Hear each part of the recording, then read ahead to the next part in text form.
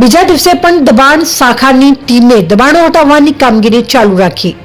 વડોદરાના આજે બીજા દિવસે પણ કુંભારવાડા ફતેપુરા વિસ્તારમાં દબાણ દૂર કરવાની કામગીરી હાથ શરૂ કરાઈ। કોર્પોરેશનને અને પોલીસ બંદોબસ્ત મળતા દબાણો દૂર કરવાની કાર્યવાહી હાથ ધરવામાં આવી, પણ થોડું વિલંબ થતા આખરે દબાણની કામગીરી ચાલુ થઈ પોલીસ બંદોબસ્ત સાથે।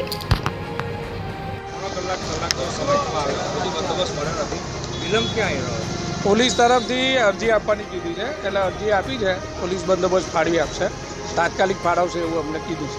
ગઈકાલથી જ આપણે કામગીરી કરીએ છીએ, તો અરજી આપવામાં વિલંબ કેમ થયો? અરજી અહીંથી નહીં, પોલીસ ભવનથી અહીં એ લોકો પાસે આવે છે, પણ આ તો અમને ઉપલી અધિકારીએ કીધું એટલે અમે અરજી આપીને કામગીરી થાય એ પ્રમાણની કાર્યવાહી કરી। અત્યારે ગૃહમંત્રીની આ પ્લાનિંગ હોય અને એની અંદર એ અરજી હજુ ફાળવતા આટલો બધો સમય લાગે, તાત્કાલિક કશું ના થઈ જાય તો સરકારી તંત્ર છે।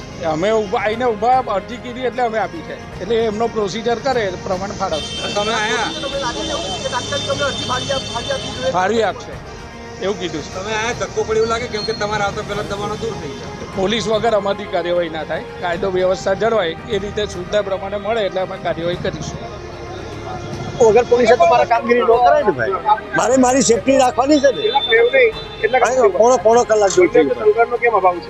હવે એ તો મારા જે ડાયરેક્ટર ઇન્ચાર્જ ડાયરેક્ટર આદેશ આપ્યો એટલે હું આવી ગયો। માનો છો કે દબાણ તમારી ટીમ થઈ ગઈ પણ દબાણો તો હટી ગયા?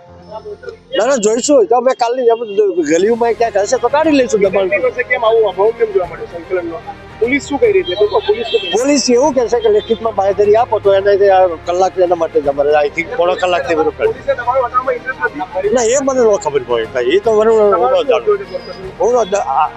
ઇન્ચાર્જ ઈઆરઓ અને